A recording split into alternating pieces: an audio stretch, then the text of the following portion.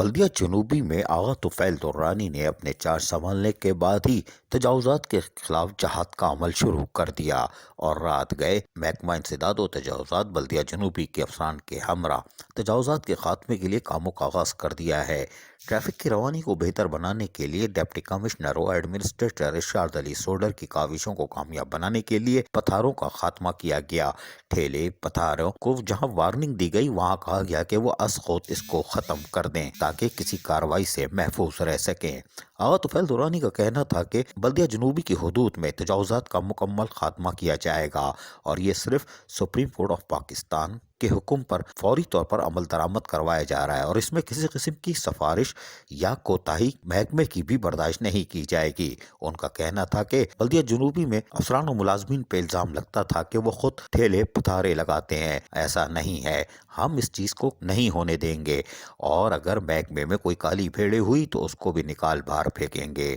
آغا طفیل درانی کا کہنا تھا کہ ڈپٹی کمشنر اور ایڈمنسٹریٹر ارشاد علی سوڈر بھی تجاوزات کے خاتمے پر رات گئے تک عملی کاموں میں خود بھی مصروف رہتے ہیں اور ہم بلدیہ جنوبی کی شاہراہوں، اندرونی گلیوں، سروس روڈ کے ساتھ ساتھ مارکیٹوں سے بھی تجاوزات کا خاتمہ ہر ممکن طور پر یقینی بنائیں گے۔